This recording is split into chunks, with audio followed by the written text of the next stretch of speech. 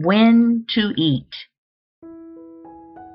You cannot build and maintain a perfectly healthy body by mental action alone, or by the performance of the unconscious or involuntary functions alone.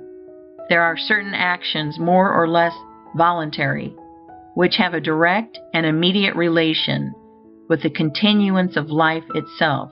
These are eating, drinking, breathing, and sleeping. No matter what man's thought or mental attitude may be, he cannot live unless he eats, drinks, breathes, and sleeps. And, moreover, he cannot be well if he eats, drinks, breathes, and sleeps in an unnatural or wrong manner. It is therefore vitally important that you should learn the right way to perform these voluntary functions, and I shall proceed to show you this way, beginning with the matter of eating, which is most important. There has been a vast amount of controversy as to when to eat, what to eat, how to eat, and how much to eat. And all this controversy is unnecessary, for the right way is very easy to find. You have only to consider the law which governs all attainment, whether of health, wealth, power, or happiness. And that law is that you must do what you can do now, where you are now. Do every separate act in the most perfect manner possible, and put the power of faith into every action. The processes of digestion and assimilation are under the supervision and control of an inner division of man's mentality, which is generally called the subconscious mind, and I shall use that term here in order to be understood. The subconscious mind is in charge of all the functions and processes of life, and when more food is needed by the body, it makes the fact known by causing a sensation called hunger. Whenever food is needed and can be used, there is hunger, and whenever there is hunger, it is time to eat. When there is no hunger, it is unnatural and wrong to eat, no matter how great may appear to be the need for food. Even if you are in a condition of apparent starvation, with great emaciation, if there is no hunger, you may know that food cannot be used, and it will be unnatural and wrong for you to eat. Though you have not eaten for days, weeks, or months, if you have no hunger, you may be perfectly sure that food cannot be used and will probably not be used if taken. Whenever food is needed, if there is power to digest and assimilate it so that it can be normally used, the subconscious mind will announce the fact by a decided hunger. Food taken when there is no hunger will sometimes be digested and assimilated, because nature makes a special effort to perform the task which is thrust upon her against her will. But if food be habitually taken when there is no hunger, the digestive power is at last destroyed, and numberless evils caused. If the foregoing be true, and it is indisputably so, it is a self-evident proposition that the natural time and the healthy time to eat is when one is hungry, and that it is never a natural or healthy action to eat when one is not hungry. You see, then, that it is an easy matter to scientifically settle the question when to eat. Always eat when you are hungry, and never eat when you are not hungry. This is obedience to nature, which is obedience to God. We must not fail, however, to make clear the distinction between hunger and appetite. Hunger is the call of the subconscious mind for more material to be used in repairing and renewing the body, and in keeping up the internal heat, and hunger is never felt unless there is need for more material, and unless there is power to digest it when taken into the stomach. Appetite is a desire for the gratification of sensation. The drunkard has an appetite for liquor, but he cannot have a hunger for it. A normally fed person cannot have a hunger for candy or sweets. The desire for these things is an appetite. You cannot hunger for tea, coffee, spiced foods, or for the various taste-tempting devices of the skilled cook. If you desire these things, it is with appetite, not with hunger.